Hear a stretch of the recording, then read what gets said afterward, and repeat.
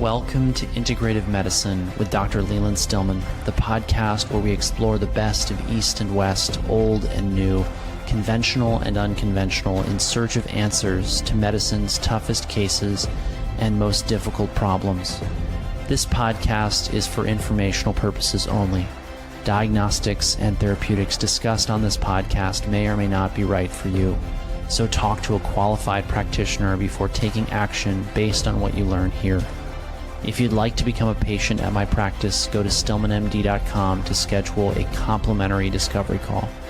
Thank you for listening and welcome to today's episode. Good morning, everyone. Dr. Stillman here today. I'm excited for another Q&A, and I have an important announcement to make. So for a long time now, my premium subscribers on Substack have supported my work and fueled my writing habit, and I always love to thank them for their support. It's what has allowed me to do fun projects like this that help, or that I will say allow me to help more people than I can just by seeing patients one-on-one day after day. I've decided that we're going to ungate all the content on Substack. In other words, all of it will be free because we've now got an online supplement store. It's not quite live yet, at least as of this recording. It may be live by the time this post comes out. But I want you all to know that I really appreciate your supplement purchases because they allow me to make more content and write more. I think, or I hope all of you understand that one of the challenges we face as practitioners is that those of us who really care deeply about patients want to practice with integrity, which means that we want to offer really high quality supplements and a really high quality experience.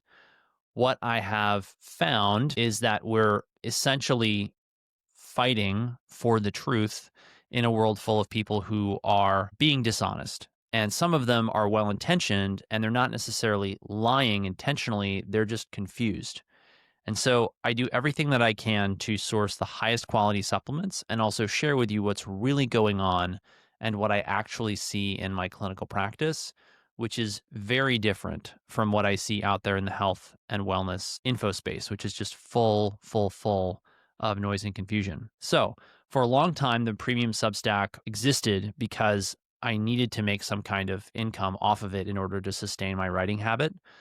Thankfully, now we have supplements, and I really hope you guys will source your supplements from us because the more you buy, the more content I will be able to make, and then the more you will be able to really see what's going on and get the truth rather than what I see out there, which is just so much noise, so much confusion. So thank you all for your support. I really appreciate every single one of you. Also, premium subscribers, you'll still have the opportunity to share or ask me your questions. There will now, though, be a link that goes out to the entire Substack list, so anyone can ask a question. However, I will not be answering all of the questions I receive. I will be answering a select few from free subscribers. So premium subscribers and medical practice members will always get their questions answered, and people who are free subscribers will get their questions answered if I like or am curious about the question and I have time. So without further ado, let's jump into today's Q&A. So Janice asks, do you find value in testing an ApoB4 test in addition to regular cholesterol screening for cardiovascular risk assessment? So I don't run this test, Janice, because I really haven't done a lot of advanced training in lipidology, and I'll tell you why. When I've looked at some of the outcomes in the literature with things like ApoB or some of the lipoproteins like lipoprotein little a, it seems to me that there's relatively little difference in relative risk for these patients. And when I've sent these patients to colleagues who are cardiologists, they've usually recommended pretty bread and butter supplements that we could either try without the advanced testing or not necessarily conferring to them a significant benefit. So I've always looked at this as sort of how valuable is this test? How much does this really help us? How does it change what we're going to do? I haven't really seen compelling case made that it should radically change our approach to healing these patients. Second question from Janice, are there any health ramifications for forgetting to take a nightly hormone supplement such as progesterone once or twice a week? From my perspective, no. Let's talk about the health ramifications of hormones in general. So there is the argument that this will reduce your body's endogenous, intrinsic, that is, production of these hormones. And so you may become dependent upon them. I don't see that at low doses. I see that at high doses for long periods of time. And so I'm not worried about that. Some people will say, oh, well, I came off of this or that supplement or that hormone and I saw this huge withdrawal. In most of those cases, we can't say that it was the hormone causing them to withdraw and because it suppressed their endogenous production. What may have happened is their endogenous production waned as they got older anyway. And what they're really seeing is here's what it is like to go from high to low fast because you take away a supplement. I'm a firm believer in bioidentical hormones for health, longevity, vitality. I've seen them confer transformational results to patients. I'm currently using DHEA myself. This is Quicksilver's Nano DHEA. Love it.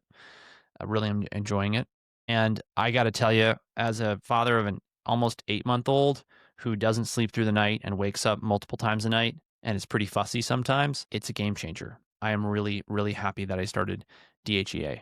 And, exactly what hormones you should be on, you've got to work out with a qualified practitioner. We obviously do that at the practice, but I'm a big believer in these hormones as longevity, anti-aging treatments. Okay, third question from Janice. I made a detox powder blend using equal amounts of various herbs. This is Dr. Stillman's detox powder, but excluded horsetail. Can you explain how herbal detox formulas work to support the body's detox processes? Great question. So first of all, there's the nutrients in these powders, and I have this belief that nutrients in real food are different than nutrients in a supplement. I've heard this from mentors anecdotally, and I must admit that I feel different when I change, let's just put it this way, I feel different when I take supplements compared to when I eat certain foods that are rich in the same nutrients. Now, I don't know what that's really about. I think a lot of that is sort of unquantifiable, or maybe it defies our quantification. Maybe it's on this quantum level and we'll figure it out one day. I don't really worry about that. That the bottom line here is, how do herbal detox formulas work? A lot of it is the nutrition that they bring in my view. And that's how I built Dr. Stillman's detox powder, which if you don't have it, it's over on the Substack. It's gated right now, or it's behind the paywall. We're going to be releasing it here in the next several months. It's going to take us a little while to get our premium content out beyond the paywall. So there's the nutrition piece of it. Then there's the fact that they have fiber in them, and fiber binds toxins and helps to excrete them from the body. It also helps to fuel an optimal microbiome. That optimal microbiome then helps the body to detoxify. Lots of research out there on how important the microbiome is for detoxifying the body of chemicals and such. So that's just a couple of ways. There's probably more. I don't have them off the top of my head. I just know that I love herbal detoxification formulas, specifically Dr. Stillman's detox powder. That's why we give it to pretty much every patient of the practice. And we hear pretty remarkable testimonials from people on a regular basis about the results they see with it. Treva asks, do you have any suggestions for managing vertigo? So vertigo is tough because vertigo is we call it multifactorial. It has so many contributing factors. And sometimes, in fact, most of the time, it's transient. It's going to be what we call self-limited. It'll stop on its own. The body will resolve it in and of itself. What I always look for in vertigo cases is, what's the big picture? What are this person's overall health concerns and issues? In general, my experience has been when vertigo is, say, very, very severe, it may have a specific cause that we can come up with a treatment for, something like BPPV, benign positional paroxysmal vertigo. Say that 10 times fast. Sometimes it's very, very mild and intermittent, like I think you're describing. If that's the case, usually what I look for is for it to resolve as we address underlying causes of illness, like metabolic imbalances, nutritional deficiencies, toxic exposures, things like that. And I can't make any guarantees about that, for the record. And we don't get a ton of vertigo in the practice. In people who I think have an acute issue, like what we would call labyrinthitis, I will use high doses of vitamin C. And that I have found gives people a lot of relief from those transient supposed viral illnesses. PJ asks, if someone tests positive for the APO gene variant associated with increased Alzheimer's risk, what preventative measures would you recommend? Would that differ if they were older and showing mild symptoms? So this is a great question. I would start with all the things we start with in the practice. So the thing I start everyone with is the 14-day reset, which you can look up on Substack. There's one thing I would add to that, be very, very serious about, which is silica-rich mineral water, which helps to get rid of aluminum from the brain. Very compelling evidence that Alzheimer's is due to the accumulation of aluminum in the brain. I don't think it's as simple as just that one cause, because there's so many other metals, there's so many other toxins, there's so much more that goes into that. So when we get patients in the practice who've got a memory issue, we go after it with, vitamins, minerals, hormones, detoxification regimens, you name it. And we've had some pretty compelling results. And that would be that. B asks, should someone in their early 70s be concerned about a coronary calcium score of 300? Are there ways to address this naturally? The person is healthy, takes no medications, but their doctor is recommending statins. All cholesterol levels are normal, except LDL is slightly over. I think you mean total cholesterol is slightly over 200. LDL is usually around 100. So for it to be 200 is quite a lot. So I don't usually worry too much about coronary artery calcium scores. And the reason why is there's not much for me to do about them. In my view, everything I'm doing in my recommendations is intended to resolve a patient's risk factors for coronary artery calcification. So why do the arteries become calcified? It's all about imbalances in minerals and vitamins and hormones and excess inflammation.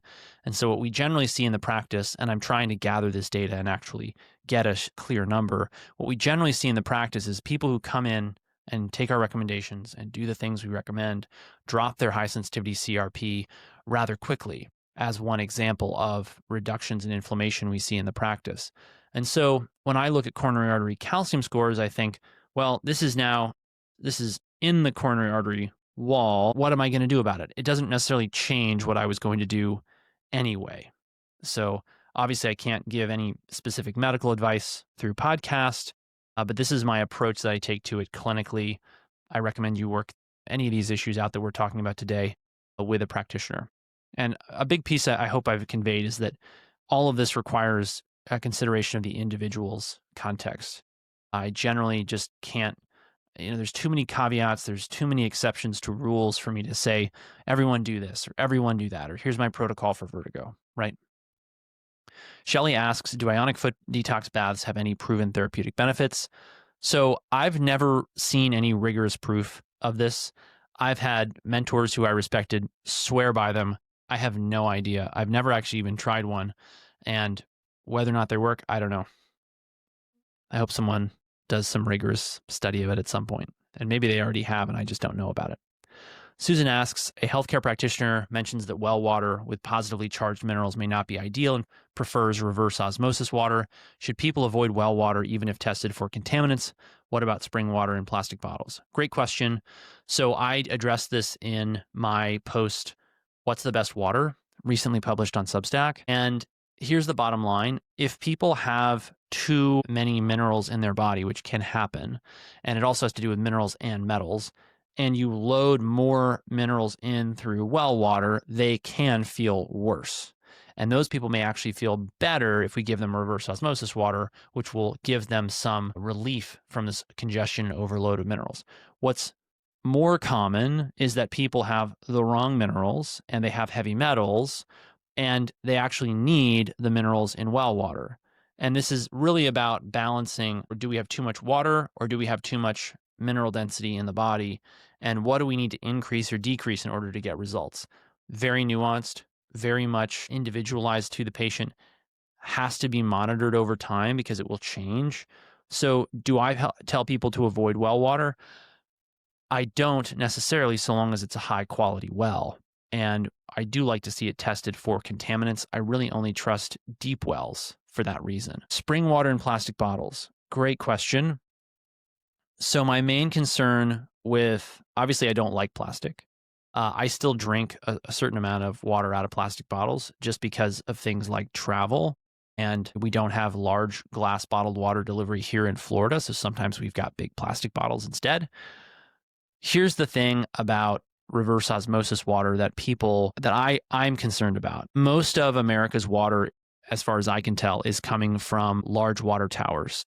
And those water towers are now topped with cell arrays. that are just constantly microwaving that water. And if you look at what happens to plants when you water them with microwaved water versus spring water or well water, it's shocking. So, should you drink water that's been microwaved but is reverse osmosis filtered? Should you drink water that's been marinated in plastic? Should you drink, I don't know. This is very hard. And I'll be honest with you, there's not a perfect solution for many of you. Here's what I know. Our patients do really well, and they drink a really wide range of different waters. We've got patients on well water. We've got patients on plastic bottled water. We've got patients on only glass bottled water. Pick a solution that's accessible to you and is better than tap water, which is basically poison, and stick with it. There it is. David asks, a researcher suggests that consuming more than 20% of calories from fat could cause insulin resistance and cardiovascular issues, which seems contrary to ketogenic diet benefits. How do individual responses to high-fat diets vary? They vary just so much as to defy description. So people are always going around and around in this argument of, well, this many calories from this and that and the other thing. And it's very hard to study in an actually quite rigorous way. I have a real respect for individual genetics and environmental factors affecting how we each metabolize things. And truthfully, I just try to feed my patients in a way where they feel well and they have low inflammatory markers and their nutritional markers look good. And that's what we do. A lot of them, if not the vast majority of them, are on more than 20% of calories from fat. But it does depend on the person. I don't see a correlation between fat intake in the practice and actual insulin resistance, for whatever that's worth. Nick asks, can you recommend reliable sources and protocols for DMSO for cataracts? Okay, this is a great question. And we're going to dig a little bit because I did some reading for you guys. So this is DMSO, Nature's Healer by Morton Walker. And in this book, he quotes an ophthalmologist who is suspiciously unnamed, who in May 1980 announced at the American College of the Advancement of Medicine, ACAM, that he'd had great success using DMSO in treating cataracts. And strictly for this is quoting him, strictly for cataracts, all we need to do is put 1 drop of DMSO directly onto the eyeball. And I want to make a quick disclaimer. I am not recommending for any of this. This is stuff I've read from other doctors. I've not been using DMSO in the treatment of ocular disorders. If you go to the average ophthalmologist, they'll tell you you're crazy for even thinking about this in all likelihood. But this is just what I've read. And this is essentially the historical record, as far as I can tell, about the use of DMSO for eye diseases. And Morton's got more in here about this. It's a 2-page or page and a half, and he talks about all kinds of other eye disorders. Read it if you wish, but that is what this ophthalmologist said. Now, I want to add to this. This is the DMSO handbook by Hartmut Fischer. And Hartmut Fischer says, when treating the eyes directly using a drop solution, make certain that the ingredients are as sterile as possible, of course, and ensure that the solution is strongly diluted. You will need 5 grams of purified DMSO mixed into a 1,000 milliliter isotonic saline infusion. The quantity you require for the eye drops can be extracted from that using a sterile syringe/cannula. So 5 grams of DMSO is approximately 5 mLs. It's a little different because the density is 1.1 grams per ml, if I recall correctly. And so that's a tiny, I mean, it's basically a 5% solution. So you've got an ophthalmologist in one book saying it's a drop. If I understood him correctly, a drop of pure DMSO.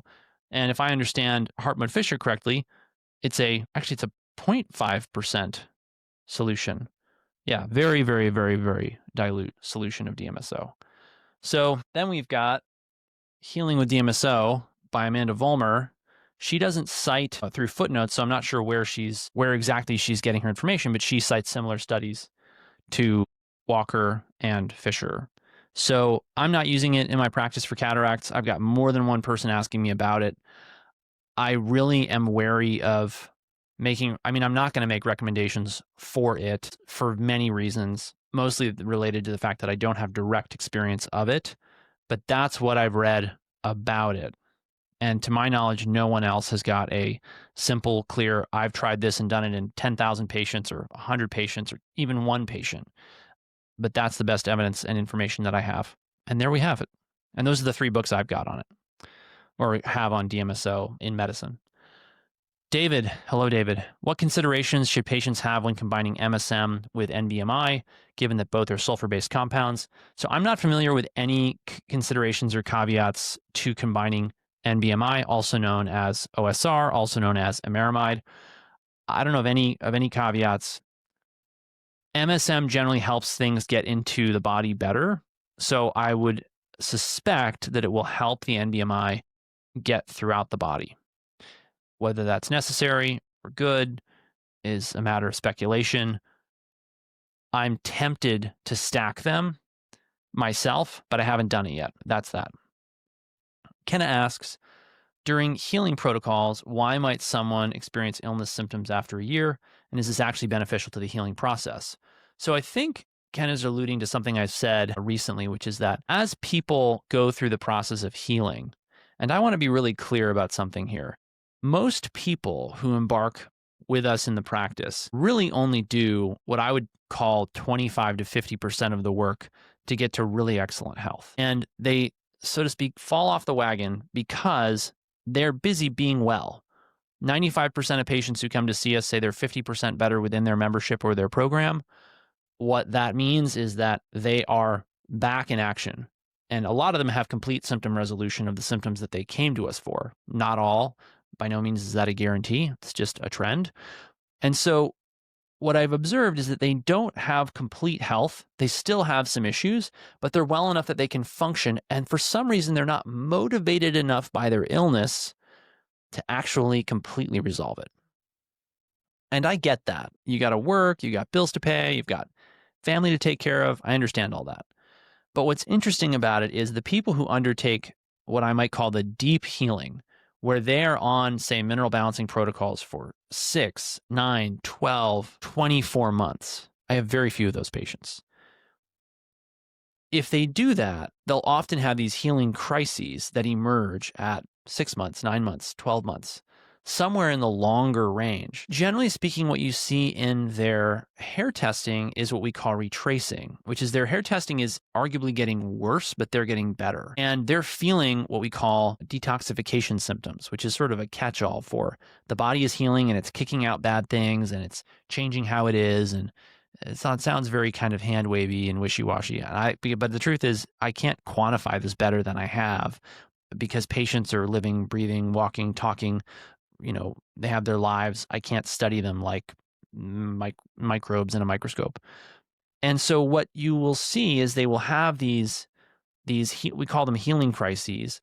And if we withdraw some of the supplements that are causing them to go into this healing crisis and we give them things like high dose vitamin C and other therapeutics we use in the practice, they'll get through them faster. And then on the other side of that illness, they'll feel better. And sometimes it's as simple as like a cold or a flu-like illness. Sometimes it's weeks of feeling not so well. People would do things like coffee enemas, or they'll add sunflower lecithin or trimethylglycine or all kinds of other things that we can add.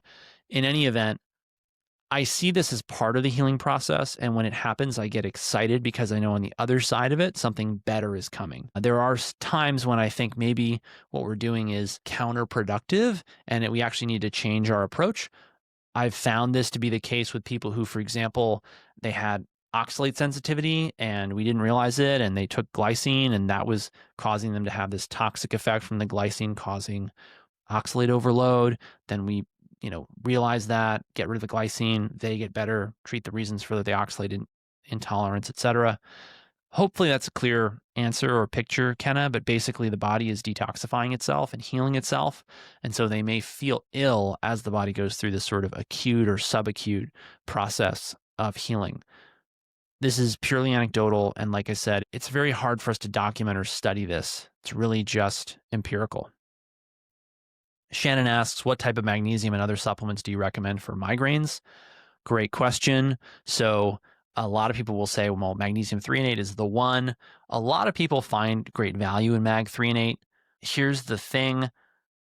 Magnesium glycinate has many benefits in addition to mag threonate because of how the glycine affects the brain. Glycine is one of my favorite supplements. It has so many therapeutic effects. It also has this, other side where if you give it to someone with oxalate or oxalate problems, you may make those problems worse because it metabolizes into oxalates. In any event, I still run to magglycinate for any kind of pain because it's so effective. You can also use topical magnesium on these folks. And if you stack topical magnesium with something like MSM, you'll get better penetration. Fun fact. I will usually go after this. Let's try magglycinate. Unless there's an oxalate issue, then let's try mag-threonate. I really like the mag-threonate from Quicksilver because Chris made it with phospholipids that also have some really healing properties for the brain. And what other supplements do I use for migraines? It runs the gamut. I use vitamin C. The choline citrate I recommend is very powerful. Ginsips is good for this. Almost every supplement I use can be very effective for migraines. It just depends on the person and why they have migraines. And then beyond the nutrients and supplements, there's some other advanced stuff that we share with patients that I just can't get into here. B asks, is sublingual B12 more effective than oral capsules? I believe so, because of how B12 is metabolized in the digestive tract. Susan asks, is it safe to take iodine and digestive enzymes while following a chlorine dioxide protocol? Yes, it is. Kelly asks, what type of light bulbs do you recommend for home use to support health and circadian rhythms? So I use warm incandescent bulbs because I bought them before the ban went into effect. I now recommend low blue light LEDs, which are widely available on Amazon. I have a whole post on this called Optimize Your Lighting Environment over on Substack, stillmanmd.substack.com. Just put in Optimize Your Lighting Environment. It will come up. So I love fixing people's lighting environments. It has a huge impact on their health and well-being. If you've still got some old-fashioned incandescents, for the record, the color temperature I generally shoot for is in the low 2000s. And color temperature, for those of you who are not lighting geeks like me, has to do with the warmth of the light that you're seeing. So very bright white light is a higher color temperature. So think fluorescent bulb, 5,000 Kelvin. Candlelight, more like 2,000 Kelvin. I like the 2,000 Kelvin temperature. Kelly asks, how accurate is HTMA and what preparation is needed beforehand, such as hair care products? Okay, so it's very accurate. 15 to 10% error, which is lower than other lab tests we run. And the best thing is there's not a lot of week to week or month to month variability. Why? Because you're getting a big sample. So you take a 2-3 inch hair sample, 2-3 months potentially of data, right? And what I love about this is that I see everything going on in the person's metabolism. Now you make a great point, which is what about hair care products? I had a very weird test come back recently that I was very suspicious of. And I asked the patient, he said, you know what? I don't think I washed my hair because he had very short hair for a couple days before I collected that sample. Sure enough, we repeated a sample and his numbers were completely different. Now, what's interesting about that is that we actually saw more toxic metals in the hair and less nutritive metals. Very interesting. So you've got to have a skilled practitioner. It's not just as simple as send in your hair, get a protocol back. People who do that get uniformly underwhelming results. What do I recommend to my patients? So number one, the biggest thing you've got to watch out for is actually water softeners.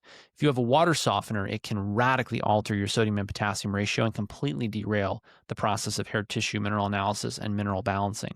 So what I would recommend is that people who've got a water softener wash their hair, and I know this sounds like a lot of work, in distilled water for at least 3 days before they cut their hair for the test. Sorry, that's just how it is.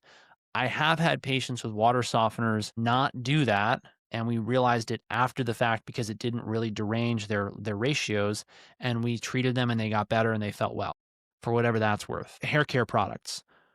It is best to wash your hair with a very simple detergent. I use pure Castile soap. Some of you need special hair care products. If that's you, what I would do is for 3 days before the sample, don't use those hair care products. Don't get your hair colored or highlighted for a week or two before the test. And even if you do, trust me, a good practitioner can read through these abnormalities. And actually, it's one of the best ways to find out if one of your products is contaminated. We had a patient with a hair lead level that was, I didn't think it was compatible with life. It wasn't just a high lead level. It was the highest level in the practice. And it wasn't just the highest level by a small margin. It was the highest level by a country mile. It was something like 82. Highest I can remember measuring any time in the practice is around 1, and I struggle to come up with a test like that. Usually it's from, I mean, a bad level will be zero point 0.5 to zero point 0.9 or 1. So anyway, we've caught a number of bad products that way, and I got to tell you, the people consuming food out of aluminum cans, aluminum snack packs, they're just playing with fire because a lot of those products wind up contaminated with aluminum, and aluminum is a toxin. No matter what the idiots in charge tell you, it is a poison, and you must avoid it for optimal health and well-being. Anyway. All right. Gene asks, for high dose supplementation protocols, what is the therapeutic window and how can one determine if dosing is excessive? I love this question. I love talking about the therapeutic window, but we have to talk about the therapeutic window so that you all understand what it is, because it's kind of a niche term. So the therapeutic window is the window within which a supplement will give a patient results. So on the low end, you've got, okay, I just took X dose and now I finally feel something. And then on the high end, you've got the dose where you're no longer getting improvements or benefits, you're getting problems, side effects, adverse effects, right? So I'll use vitamin C as an example because we use a ton of it in the practice. If you start taking vitamin C and you taper up and you take very little, you will not see much of an effect at all, which is part of why I'm not a fan of using vitamin C supplementation without understanding someone's unique biochemistry, without them doing our protocol for it.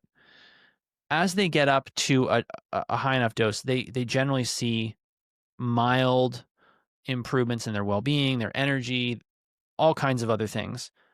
As they increase the dose, they will gradually get stomach gurgling, rumbling, and then eventually a loose stool.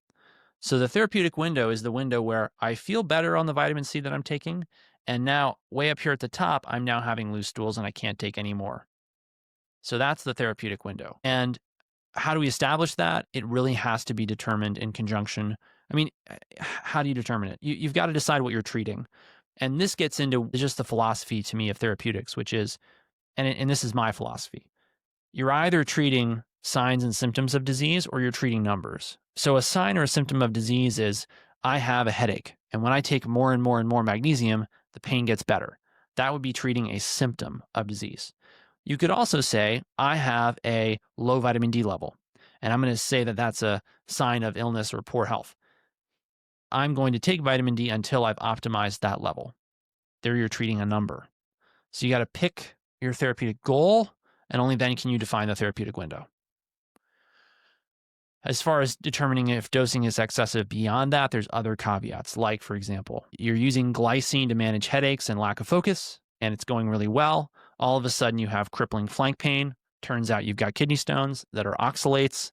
The oxalates you didn't realize were a problem. Now you've got kidney stones because you just didn't think of that. Part of why I like to consult with people before I make recommendations. Anyway, Gene asks, for patients who seem to need binding agents during detox protocols, are there specific genetic variants, SNPs, that predict this need? Do binders also support lymphatic system function? So the answer to the first question is not that I'm aware of, but it wouldn't surprise me if they were. It's not something I'm deeply studied on. Do binders support lymphatic system function?